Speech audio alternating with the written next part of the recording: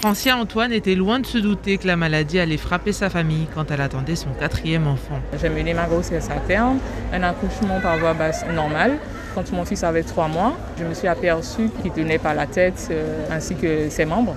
Donc j'ai consulté le médecin traitant qui m'a dit non, ça va, chaque enfant se développe différemment. L'inquiétude de la mère n'est pas entendue par le médecin. 15 jours plus tard, le bébé attrape la grippe et là, son cas s'aggrave. Il souffre de détresse respiratoire. Emmené aux urgences, c'est à ce moment-là qu'il est confié au spécialiste. Quand on est venu en consultation, il m'a dit votre fils, il est hypotomie. Donc hypotomie, c'est un enfant mou, c'est un handicap en fait. Par la suite, un mois après, on me dit que mon enfant est atteint d'une amyostrophie spinale infantile type 1.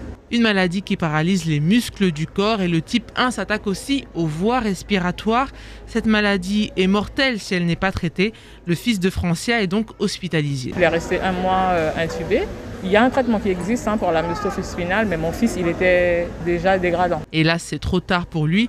Comment cela a-t-il pu arriver? Nous avons posé la question au docteur Narcisse Elenga, le pédiatre qui a diagnostiqué la maladie. J'ai été contacté à l'âge de 3 mois. Le temps que je mette en place le diagnostic, puisqu'il s'agit d'une prise de sang que l'on envoie en métropole, l'enfant malheureusement fait une infection pulmonaire hyper sévère. Et là, le centre de référence de métropole t'a dit dans ces conditions, c'est trop tard. Et malheureusement, l'enfant devra rester dans un traitement palliatif jusqu'à la mort. Le bébé meurt en janvier dernier à l'âge de 5 mois. C'est aussi pour éviter d'autres drames comme celui-ci qu'une plateforme de coordination des maladies rares a été créée. Le rôle de la plateforme, c'est de sensibiliser les médecins de ville, les médecins généralistes, à pouvoir s'inquiéter plus tôt parce que cet enfant-là, il est déjà né hypotonique faible.